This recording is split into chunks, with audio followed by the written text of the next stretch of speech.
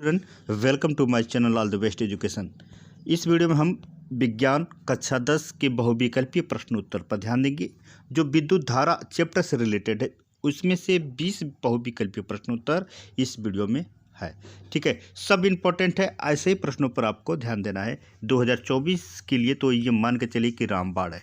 ठीक है, इनमें से श्योर आते हैं, तो आपको सिर्फ ध्यान देना है कि कौन कौन सी वो 20 बहुविकल्पीय प्रश्न उत्तर है जो इम्पोर्टेंट है। ध्यान दीजिएगा। पहला है 1 जूल प्रति सेकेंड कार्य करने की दर। ठीक है, ध्यान दीजिएगा। 1 जूल प्रति सेकेंड कार्य करने की दर को क्या कहते हैं? क्वेश्चन ध्यान दीजिएगा। 1 वाट, 10 जूल, 2 कूलाम, इनमें से कोई नहीं। तो ऑप्शन ए सही है, 1 वाट को। ठीक है, 1 वाट को कहते हैं जूल प्रति सेकेंड का कार्य। ठीक है, अगले प्रश्नों पर ध्यान देंगे। सिर्फ आपको ध्यान देना है मेरे प्यारे बच्चों। देखिए, टंगस्टन धातु का गलनांक क्या होता है? 1000 degree Celsius, 2500 degree Celsius, 3000 degree Celsius और 4000 डिग्री सेल्सियस। तो इनमें से ऑप्शन आपका सी है, क्योंकि इसमें 3000 डिग्री सेल्सियस से टंगस्टन धातु का गलनांक होता है। यह आपको पता रहना चाहिए, ऐसा ही पर आपको टिक लगा लेना है। तीसरे प्रश्न पर ध्यान देंगे।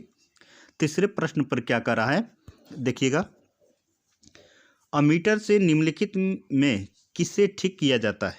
धारा को, आवेश को, विभव को, विद्युत शक्ति को। तो इसमें धारा को अमीटर से जो होता है इससे ही ठीक किया जाता है। धारा से आपको ज्ञात होना चाहिए। ठीक है, तो ए ऑप्शन पर आपको ट्रिक लगा लेना है या इसको फिल कर लेना है। अगले प्रश्न पर ध्यान देंगे।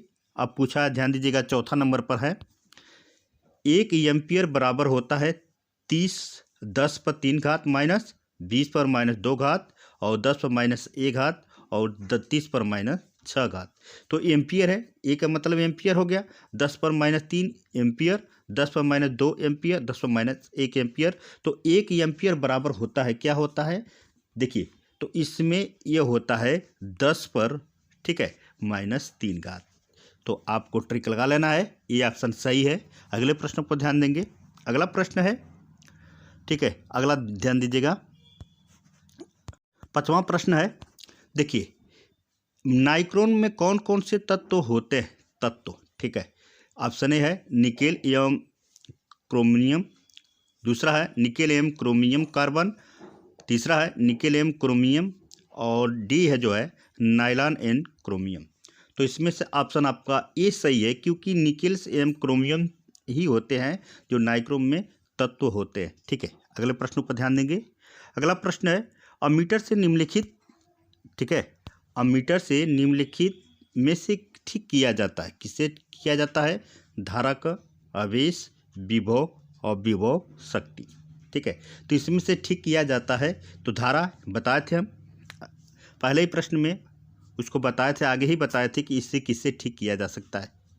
अगला है, विद्युत धारा कितने प्रकार की होती है? देखिए, इंपॉर्टेंट है, यह कई बार रन किया है। 19, 21, 22 और 24 में कन्फर्म में आएगा। ठीक है, 24 में भी कन्फर्म आएगा। विद्युत धारा कितने प्रकार के होते हैं? 4, 3, 2 और 1।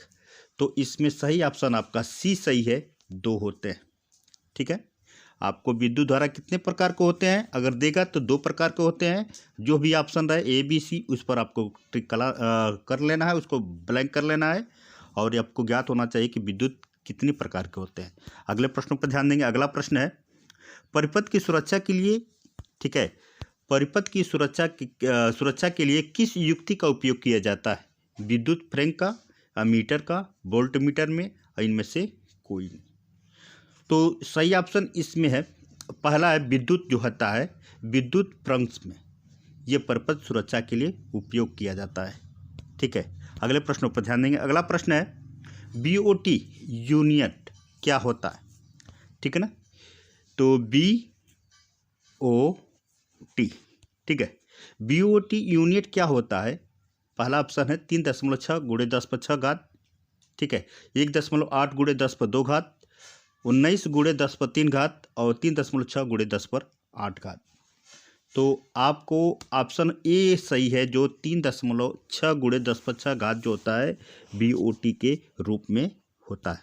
अगला प्रश्न है, अगले पर ध्यान देंगे। अगला क्या है, इलेक्ट्रोनम किस धातु से बनता है? इलेक्ट्रोनम किस धातु से बनता है? इलेक्ट्रोनम किस धातु से बनता है? तांबा, लोहा, प्लास्टिक, कांच। ठीक है, तो इसमें हमेशा जो भी इलेक्ट्रॉनिक चीज़ हो जब बनता है तो तांबा का ही बनता है, ये बात आपको ज्ञात होना चाहिए। अगले प्रश्न पर ध्यान देंगे। अगला प्रश्न क्या है?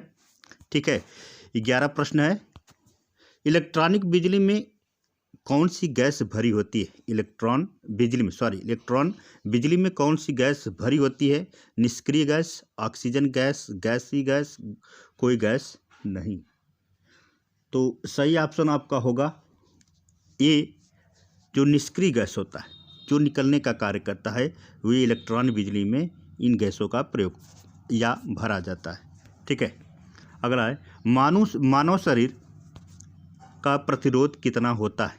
एक मानव शरीर का प्रतिरोध कितना होता है?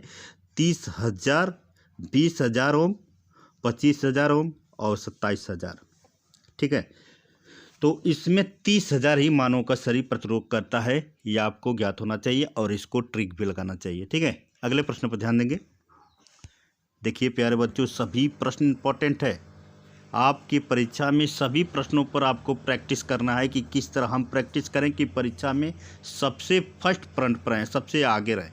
ठीक है, अब ध्यान दीजिए, जब हमारे शरीर में गंध होती है तो प्रतिरोध कितना होता है? ठीक है, जब हमारे शरीर में गंध होती है तो प्रतिरोध कितना होता है? 50 से 100, 100 से 150, 150 से 200 और 200 से 300। ठीक है ना, तो इसमें ऑप्शन आपका ध्यान दीजिएगा, इसमें ऑप्शन आपका, तो सही ऑप्शन आपका है डी पर आपको ट्रिक लगा लाना है। अगले प्रश्न पर ध्यान देंगे। अगला प्रश्न है, निम्नलिखित में कौन सी विद्युत का सुचालक है? ठीक है ना, सुचालक। देखिए, ग्रेफाइट या ग्रोफाइट, क्लाइमेट, ग्रेफाइट, रेज, जो विद्युत का सुचालक। ठीक है, ध्यान दीजिएगा प्रश्न पर। तो इसमें ग्रेफाइट जो होता है विद्युत का सुचालक होता है, ये बात आपको ज्ञात होना चाहिए। अगले प्रश्न पर ध्यान देंगे। अगला है, अमीटर का प्रतिरोध होता है छोटा, बड़ा, बहुत छोटा, इनमें से कोई नहीं। तो इनमें से सबसे छोटे का प्रयोग होता है, अमीटर का प्रयोग होता है, ये आप सभी लोग को पता होना चाहिए और ऐसे ही इसी पर टिक लगाना है। अगला है, रियोस्टेट का उद्देश्य क्या होता है? देखिए इंपॉर्टेंट है। रियोस्टेट का उद्देश्य क्या होता है? प्रतिरोध के पैमाने में वृद्धि, धारा के पैमाने में वृद्धि या कमी, धारा के पैमाने में वृद्धि या कमी, इनमें से कोई नहीं। ठीक है, तो ऑप्शन इस पे सी सही है, सी पर आपको ट्रिक लगा लेना है। अगले प्रश्नों पर ध्यान देंगे। विद्युत जो शॉक की कुंडली होती है, ठीक है ना, विद्युत शॉक की कुंडली बनाने में किस पदार्थ का प्रयोग किया जाता है? तांबा, लोहा, चांदी, नाइक्रोम। ठीक है ना, तो सही ऑप्शन इसमें डी सही है, नाइक्रोम का ही प्रयोग होता है यह विद्युत शॉक की कुंडली बनाने के लिए। ठीक है, अगले प्रश्न पर ध्यान देंगे।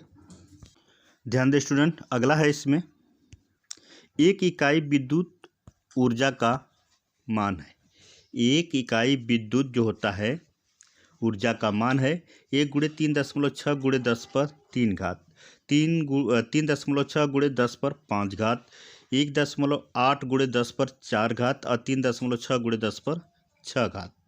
ठीक है, तो एक इकाई विद्युत की ऊर्जा का मान होता है, जो आपका डी ऑप्शन सही है, 3 ×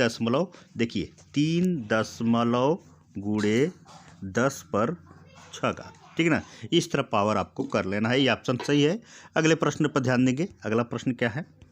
कार्य करने की क्षमता को क्या कहते हैं? जो कार्य करने की क्षमता को क्या कहते हैं? बल, शक्ति, ऊर्जा, इनमें से कोई नहीं। तो सबसे पहले हम ध्यान देंगे कार्य करने की क्षमता। ठीक है ना, तो करने की क्षमता जो होती है ऊर्जा, जब कार्य करेंगे तो ऊर्जा व्यय होगी, तो क्षमता को कहते हैं ऊर्जा। अगले प्रश्न पर ध्यान देंगे। अगला प्रश्न कौन सा है? आखिरी अंतिम।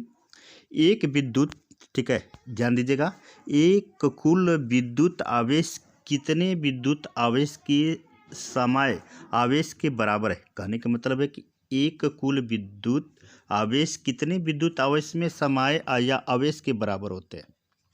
ठीक है, 6 × 10 पर 17 घात, 6.25 गुणे 10 पर 18 घात, 1.6 गुणे 10 पर 19 घात और 1.6 गुणे 10 पर -19 घात। तो सही ऑप्शन इसमें है बी है, जो 1.6 गुणे 10 पर 19 घात आपको कर लेना है, ठीक ना। ये 20 क्वेश्चन विद्युत धारा के सबसे इम्पोर्टेंट है मेरा, ठीक है स्टूडेंट। ये सबसे इम्पोर्टेंट है जो 2024 में कन्फर्म आएंगे, ठीक है। आप जो चीज़ पढ़िए मन से पढ़िए और परीक्षा में तो टॉप होना है, इसमें कोई आपको रोक नहीं सकता है, ठीक है ना। ये वीडियो कैसा लगा हमें ज़रूर कमेंट करें। अगले वीडियो में मिलते हैं। नमस्कार।